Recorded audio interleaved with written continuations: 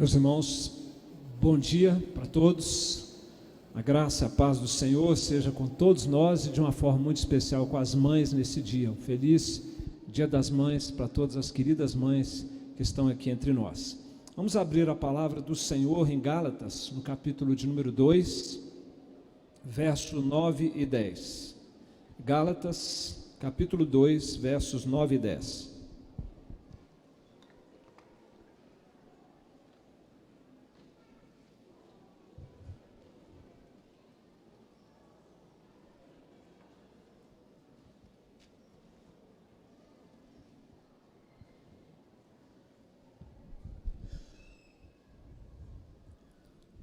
A igreja ficou quieta agora, né? Diferença nítida.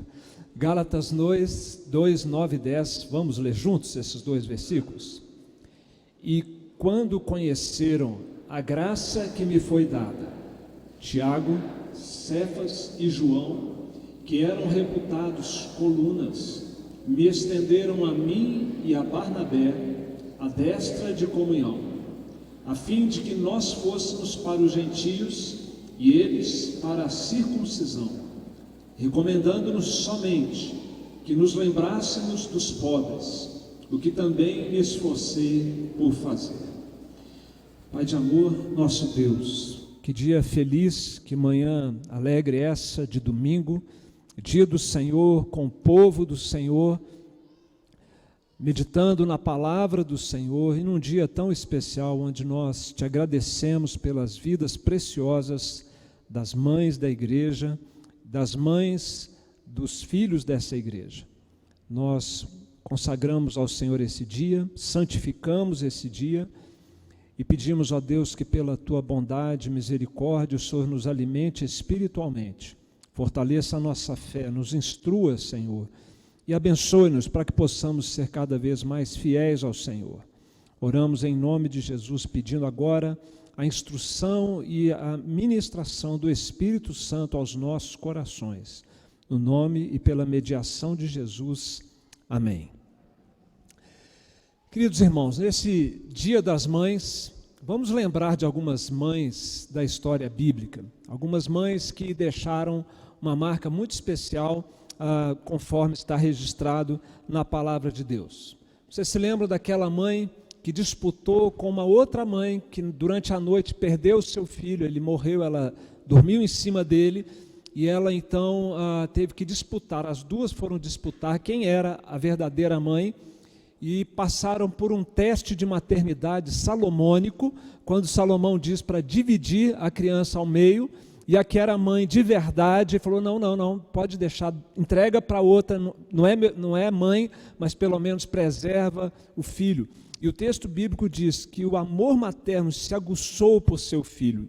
E ela disse para Salomão, Senhor meu, dai-lhe o menino vivo, e por modo nenhum o mateis. Esse é um exemplo de como funciona, né, o coração, a mente, o instinto de uma mãe, o zelo que uma mãe tem, a ponto de se dispor a abrir mão da criança, mas pelo menos para preservar a vida da criança, o que a outra não tinha demonstrado.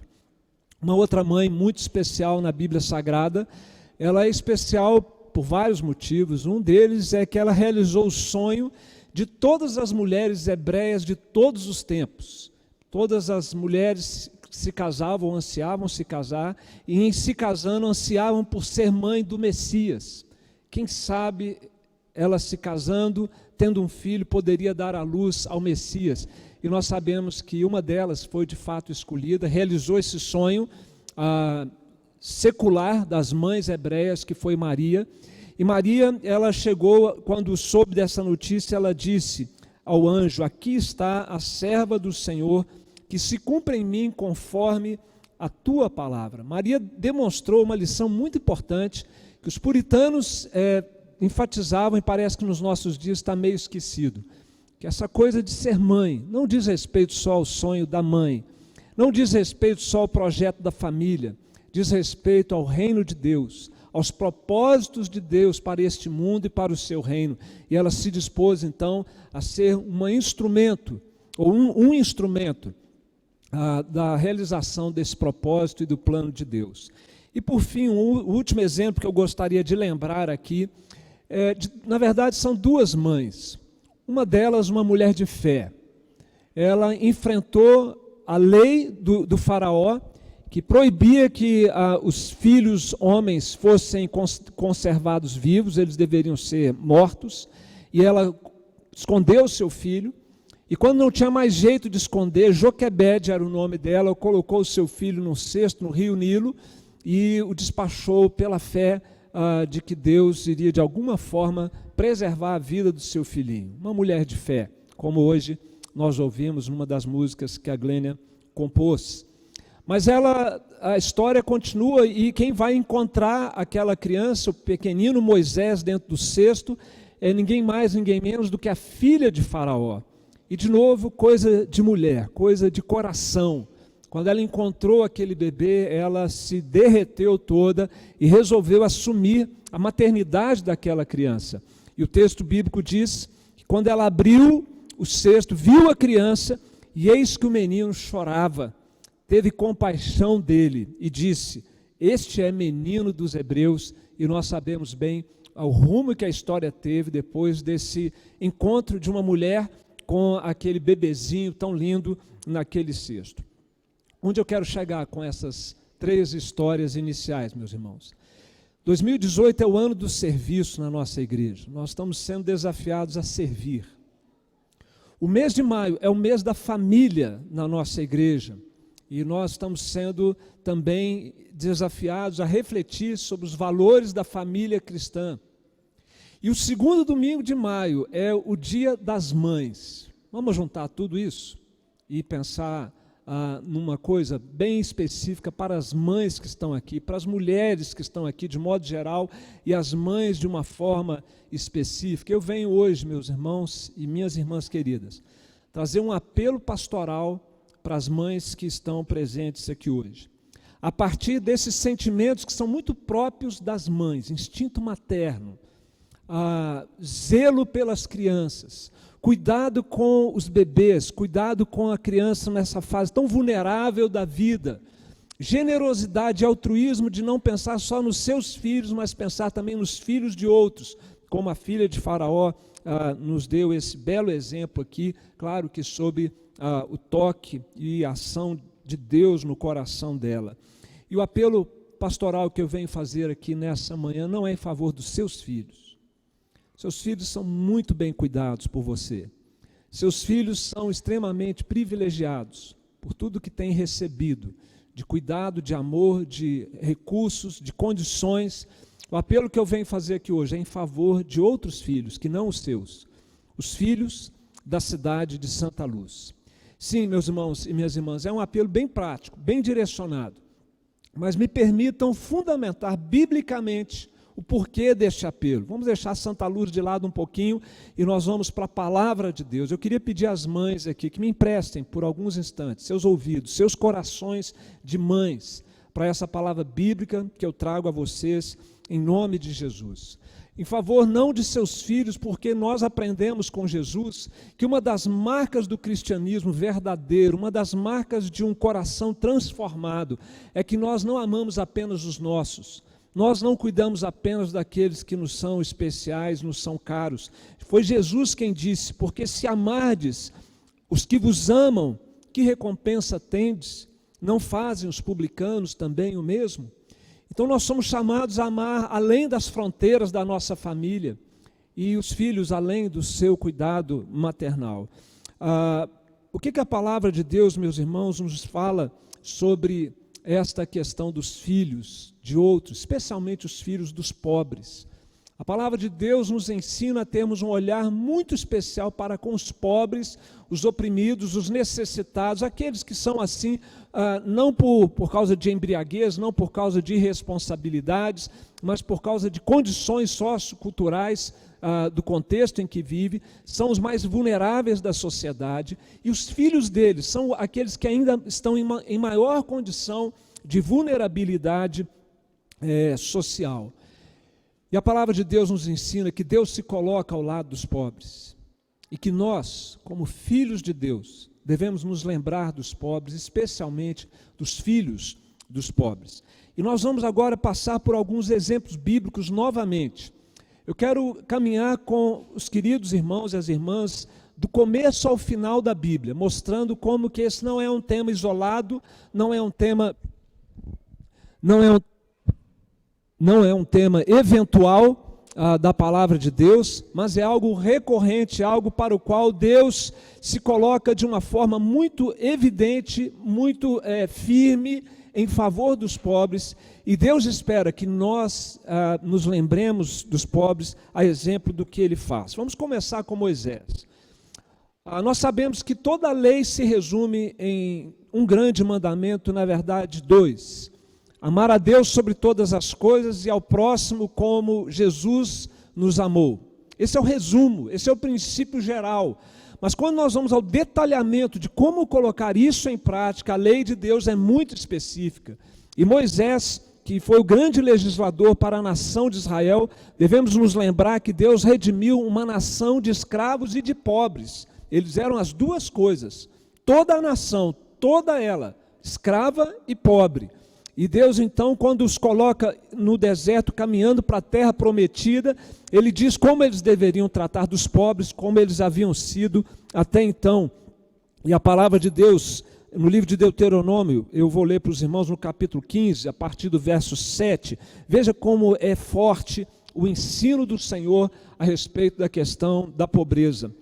Quando entre ti houver algum pobre de teus irmãos, não endurecerás o teu coração, nem fecharás as mãos a teu irmão pobre. Antes lhe abrirás de todo a mão, e lhe emprestarás o que lhe falta, quanto baste para a sua necessidade.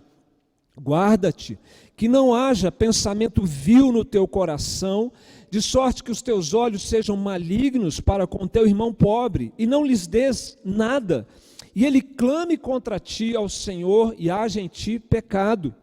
Livremente lhe darás, e não seja maligno o teu coração quando lhe deres, pois por isso te abençoará o Senhor teu Deus. Pois nunca deixará de haver pobres na terra, por isso eu te ordeno, livremente abrirás a mão para o teu irmão, para o necessitado, para o pobre na tua terra. Essas são instruções das mais antigas da Bíblia Sagrada. Os livros de Moisés e de Jó foram os primeiros livros a serem escritos na Bíblia. E cerca de 1.500 anos antes de Jesus. Então nós temos aqui as instruções mais antigas da Bíblia sobre essa questão da pobreza. Caminhando já na história de Israel, quando o reino da monarquia na nação já está estabelecido, Deus levanta um grande servo, um grande homem, sábio, Salomão, para instruir os jovens da sua corte como se deveria viver uma vida com sabedoria, uma vida que agrada a Deus e uma vida plena. E dentre as instruções que ele dá, várias vezes, diversas vezes, ele menciona o cuidado, a atenção e a lembrança que se deve ter dos pobres por parte do povo de Deus. Provérbios 19, 22, 29, nós encontramos algumas pérolas. Quem se compadece do pobre, ao Senhor empresta, e este lhe paga o seu benefício. O generoso será abençoado, porque dá do seu pão ao pobre. Ele informa-se o justo da causa dos pobres, mas o perverso de nada disso quer saber. E o motivo básico Salomão apresenta por que o servo de Deus, a mulher de Deus deve se lembrar dos pobres. O rico e o pobre se encontram, a um e a outro faz o Senhor. Somos criaturas do mesmo Deus, carregamos a imagem de Deus, sejamos pobres ou ricos, e por isso nós devemos ter uma consideração toda especial com o nosso próximo, seja ele em qual condição for, em especial sendo a condição da pobreza. Caminhando pela história de Israel, nós chegamos aos profetas, que foram contemporâneos também de Salomão, de Davi, e uma das preocupações que os profetas tinham em relação a esse tema era a incoerência do culto divino, quando há o descaso, a omissão, o esquecimento da causa dos pobres. Quem ama e adora a Deus deve refletir esse relacionamento íntimo que tem com Deus, no trato com o seu próximo, e de uma forma especial no trato com os pobres. E Isaías tem uma das passagens mais fortes, passagens proféticas contestadora dessa questão. No capítulo 1, a partir do verso 12, o profeta diz: quando vindes para comparecer perante mim, quem vos requereu o só pisardes nos meus átrios? Pelo que quando estendeis as mãos, eu escondo de vós os olhos. Sim, quando multiplicais as vossas orações, não as ouço, porque as vossas mãos estão cheias de sangue. Lavai-vos, purificai-vos, tirai a maldade dos vossos atos de diante dos meus olhos, cessai de fazer o mal. E agora ele diz como isso deve ser feito: aprendei a fazer o bem, atendei à justiça, repreendei ao opressor, defendei o direito do órfão, pleiteai a causa das viúvas. Culto e sensibilidade social estão intimamente relacionados na palavra de Deus. Em 1977, um autor norte-americano chamado Ronald Sider escreveu um dos livros que foi considerado pela revista Christianity Today um dos 100 livros mais influentes do século XX. O nome do livro é Cristãos Ricos em Tempos de Fome. E nesse livro ele faz exatamente essa lembrança: idolatria no culto e maus tratos para com os pobres foram as causas dos exílios na Síria e na Babilônia para com a nação de Israel, já dividida em 2 reinos naquela ocasião. Ronald Sider pontua: Deus está ao lado dos pobres para defendê-los, e nós devemos ombrear com o Senhor nessa defesa como seus instrumentos, como filhos do nosso Pai Celestial. Os profetas, Sider também, estavam certamente se fundamentando no ensino do rei Davi também a esse respeito. No Salmo 109, 31, Davi diz: porque ele se põe à direita do pobre para o livrar. Se o nosso Deus faz tudo isso, meus irmãos, nós não podemos permanecer insensíveis e indiferentes. E se já não temos sido insensíveis e indiferentes, devemos nos alegrar por estarmos participando do projeto de Deus, das atitudes do nosso Deus para com as suas criaturas mais desfavorecidas. Chegamos ao Novo Testamento. E Jesus vai nos ensinar, num momento crítico do seu ministério, que hoje é o tempo de lembrar dos pobres. Quando ele foi ungido por Maria, com aquele perfume caríssimo, e os seus discípulos vieram contestar a atitude daquela mulher, vieram recriminá-la, ele interveio, ele protegeu a mulher daquela crítica toda, e as palavras dele foram as seguintes: por que molestais essa mulher? Ela praticou boa ação para comigo, porque os pobres sempre os tendes convosco, mas a mim nem sempre me tendes. Aquela hora era a hora de cuidar de Jesus. Eram os momentos que antecediam toda a agonia da sua crucificação. Nada deveria ser colocado à frente da necessidade do nosso Salvador naquele momento de refrigério, de apoio, de solidariedade dos seus discípulos. Mas esse momento passou. Jesus está hoje à destra do Pai, de onde nós o aguardamos. Então agora sim, agora é hora de nós lembrarmos dos pobres. Se hoje é tempo de louvar a Deus, hoje é tempo também de lembrar dos pobres. E foi numa parábola mesmo que ele ensinou, como a do bom samaritano, que Jesus redefiniu o sentido do amor. George Ladd foi quem pontuou isso de uma forma muito interessante, quando ele diz que ali Jesus redefine o sentido do amor ao próximo, como sendo o amor a toda pessoa necessitada. E por isso os pobres estão incluídos nesta categoria, e os filhos dos pobres, ainda em maior vulnerabilidade, precisam fazer parte da nossa lembrança. No ministério de Jesus, ele conheceu um homem que havia explorado os pobres, que havia prejudicado, se enriquecido à custa dos pobres. Zaqueu nos ensinou naquela sua experiência de conversão, que os verdadeiros convertidos se lembram dos pobres, porque o amor de Deus é derramado nos seus corações. Então, todo o nosso egoísmo, toda a nossa carnalidade, todo o nosso autocentrismo é colocado de lado, porque isso é maior do que nós, isso brota de dentro de nós, é a ação do Espírito Santo no coração de uma nova criatura. Zaqueu se levantou e disse ao Senhor: Senhor, resolvo dar aos pobres metade dos meus bens, e se em alguma coisa tenho defraudado alguém, restituo 4 vezes mais. E o que foi que Jesus disse? Hoje houve salvação nesta casa, pois que também este é filho de Abraão. Filho de Abraão são aqueles que têm a fé salvadora em Jesus Cristo, nas promessas de Deus, de perdão de pecados por meio do Messias enviado, Filho eterno de Deus. Mas quem tem essa fé, ela experimenta um novo nascimento, a regeneração do seu coração, e demonstra isso de uma forma prática por obras da fé, obras de amor, e de uma maneira especial se lembra dos pobres e dos filhos dos pobres.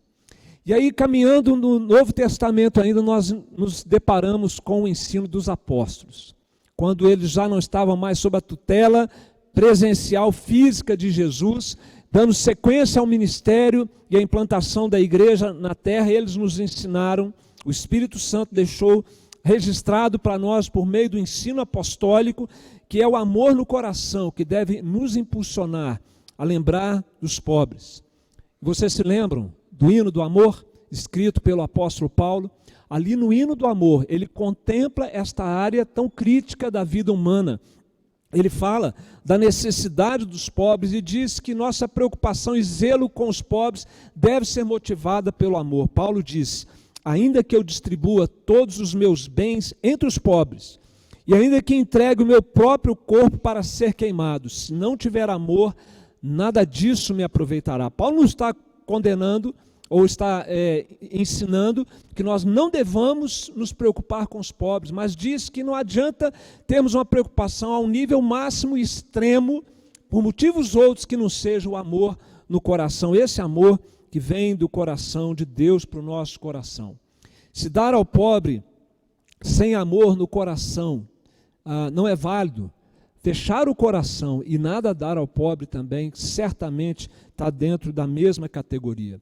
Tiago, o irmão de Jesus, quando escreve a sua carta, ele trata dessa questão dos ricos e dos pobres, ensina a que tenhamos solidariedade com os pobres, e ele diz: se vós, contudo, observais a lei régia, a lei do reino de Deus, que é a lei do amor, segundo a Escritura, amarás o teu próximo como a ti mesmo, fazeis bem. Tiago está então encorajando, incentivando a igreja a ter esse tipo de sentimento, de lembrança e de atitude para com os necessitados. O apóstolo Paulo, por sua vez, quando ele vai tratar desse tema, é muito interessante porque ele está falando para aqueles que antes eram ladrões, aqueles que antes tiravam dos outros, e em vez de trabalhar, eles consumiam indevidamente o fruto do trabalho de terceiros. E Paulo então diz: olha, aquele que furtava, não furte mais, antes trabalhe, fazendo com as próprias mãos o que é bom, para quê? Para deixar de tirar do outro, para ter uma vida boa, regalada, confortável? Não, ele diz, para que tenha com que acudir ao necessitado. A verdadeira transformação do pecador é essa: ele deixa de ser um avarento e se torna uma pessoa altruísta, deixa de ser um ladrão e se torna um doador. Essa é a verdadeira transformação do coração do pecador.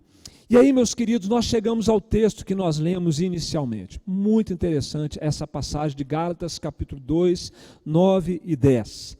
Aqui estão reunidos os 3 pilares de Jerusalém, da igreja de Jerusalém, nas palavras e no testemunho do apóstolo Paulo.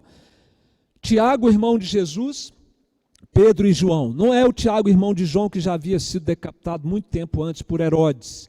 Eles eram considerados as colunas, as referências mais antigas da liderança da igreja, naquele momento em que Paulo escreve a carta aos Gálatas e relata esse encontro que aconteceu quase que 20 anos depois da sua conversão. E ele vai ao encontro desses 3 em Jerusalém, acompanhado de Barnabé e de Tito. E ali há uma certa tensão no ar, porque Paulo não foi aprender do evangelho com eles em Jerusalém, mas ele recebeu o evangelho que pregava diretamente do Senhor Jesus Cristo, mediante uma revelação, um encontro de Paulo com Jesus ressurreto. Então eles vão ter aquele encontro e há uma tensão no ar ali. O que Paulo anda pregando? E quando Paulo diz para eles o que ele andava pregando nas suas viagens missionárias, os apóstolos, aqueles grandes nomes de Jerusalém, não fizeram nenhum reparo na mensagem que Paulo pregava.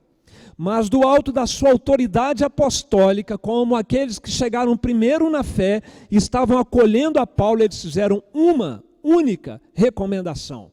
E esta única recomendação foi essa: recomendando-nos somente que nos lembrássemos dos pobres, o que também me esforcei por fazer. Paulo ia sair pregando para os gentios, com Barnabé e Tito. Tiago, Pedro e João iriam continuar pregando para os judeus, mas aquela recomendação preencheu aquele encontro. E Paulo diz: eu procurei fazer isso. Se você ler 2 Coríntios 8 e 9, você vai ver Paulo fazendo campanhas, coletas para os crentes pobres em Jerusalém e levando essas coletas, ele pessoalmente fazendo isso. O que nós temos aqui, meus irmãos, é algo muito importante. Enquanto se faz a grande comissão, não pode se esquecer do grande mandamento: e de fazer discípulos, amai a Deus sobre todas as coisas e ao próximo como a si mesmo.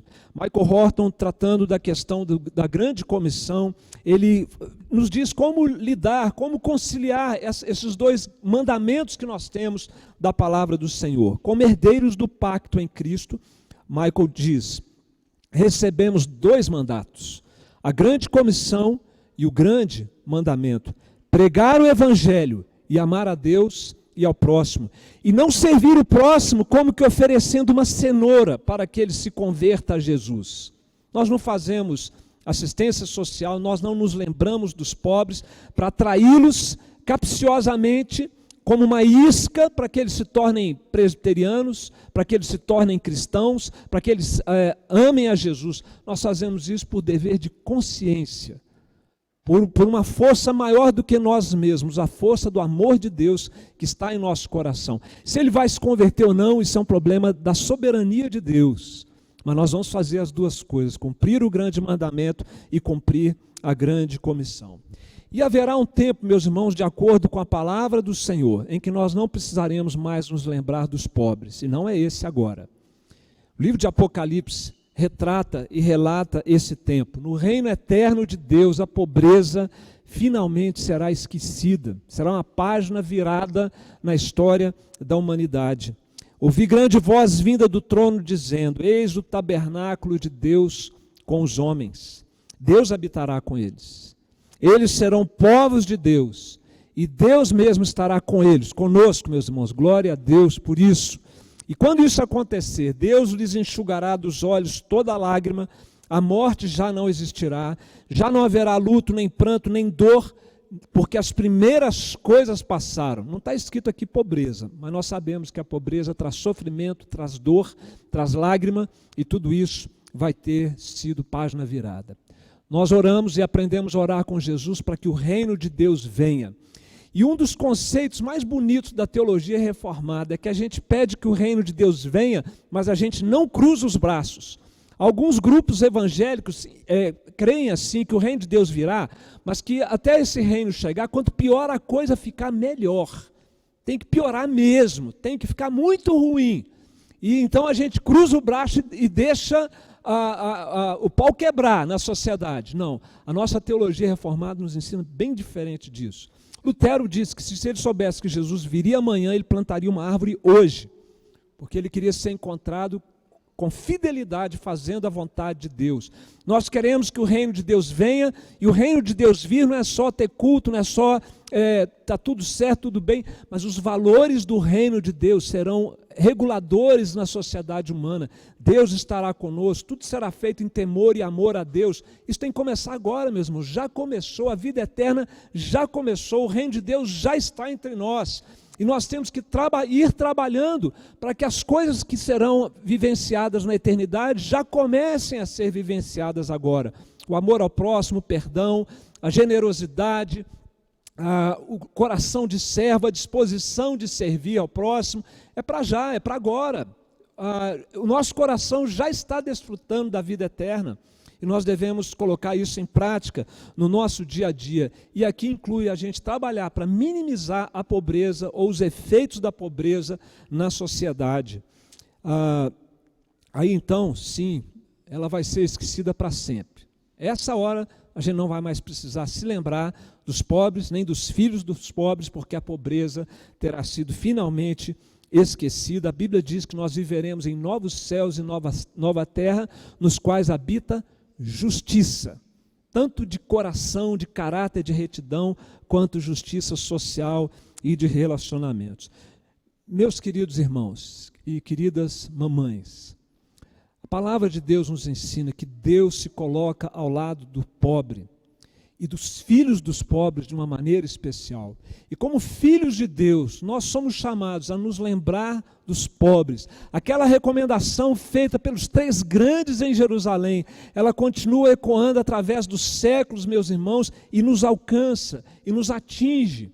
Vale para nós, somos uma igreja missionária, evangelística, mas nós temos que continuar crescendo cada vez mais e nos tornarmos cada vez mais uma igreja amorosa.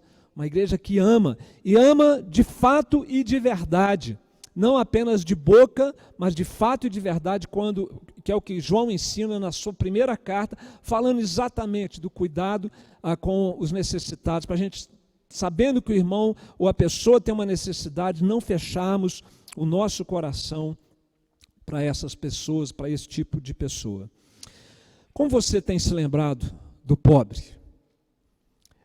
Nas suas orações, no seu interesse, no seu orçamento doméstico mensal, nas suas atitudes e nas suas ações práticas. Você tem se lembrado dos pobres, dos filhos dos pobres? Olha ao seu redor, quem sabe na sua família mais extensiva, haja pessoas que precisam da sua lembrança.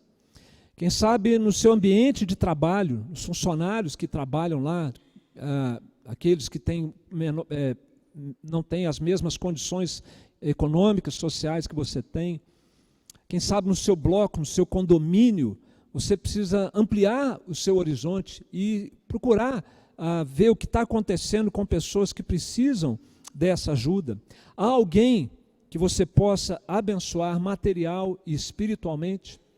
João foi quem disse: ora, aquele que possui recursos deste mundo e vir a seu irmão padecer necessidade, fechar-lhe o seu coração, como pode permanecer nele o amor de Deus? A nossa igreja proporciona aos seus membros uma oportunidade de, enquanto vamos cumprindo a grande comissão, cumprirmos o grande mandamento de uma forma muito bonita, muito inteligente, muito séria e transparente, que é a nossa ponte social com as 1.000 crianças que aguardam pelo nosso apadrinhamento lá em Santa Luz. 500 delas, praticamente, quase 500, já estão apadrinhadas. Faltam outras 500. Vamos nos lembrar de que Deus se coloca ao lado do pobre, dos filhos dos pobres. E vamos, meus queridos, continuar firmes no propósito de orar por essas crianças, escrever cartinhas para elas, mandar a nossa contribuição mensal. Os valores e outros detalhes você tem no site da igreja, lá no nosso estande. Mas não precisa ser esse projeto oficial que a igreja lhe dá condições de saber o que está acontecendo, de acompanhar o progresso da cidade, das crianças. Pode ser de qualquer jeito, de um jeito ou de outro. Nós somos chamados a nos lembrar dos pobres. E mamães, vocês são peça-chave nisso. Vocês sabem o que uma mãe sente quando um filho está doente, quando precisa de médico, quando o filho está com fome. Você antecipa as necessidades e está na sua mão, com todas as facilidades, supri-los. Mas pense naqueles que, diferentemente dos nossos filhos, dos nossos netos, a realidade é outra, bem diferente. Nem sempre vai ter o médico, nem sempre vai ter o recurso, muitas vezes vai ter aflição no coração da mãe. E Santa Luz está hoje numa região de alta vulnerabilidade social, de acordo com o IPEA. E é lá que nós estamos cumprindo a grande comissão e cumprindo o grande mandamento. Mamãe, junto com a sua família, apadrinhe crianças. Se já apadrinhou uma, considere apadrinhar duas. Incentive seus familiares a fazerem o mesmo, familiares crentes, porque nós queremos pessoas crentes, para continuar orando e evangelizando as crianças e as famílias de Santa Luz. Apoie com entusiasmo esse projeto da sua igreja. Mas eu repito, que não seja o da igreja, mas que você ouça a palavra do Senhor. Nesse Dia das Mães, que você dê vazão a todo esse instinto materno que você tem, a todo esse cuidado, todo esse amor, todo esse afeto que você direciona aos seus filhos. E se lembre das mães da Bíblia, e se lembre dos filhos dos pobres, como a palavra de Deus nos ensina. Lembrem-se dos pobres, lembrem-se dos filhos dos pobres. Que Deus nos abençoe e um feliz Dia das Mães mais uma vez.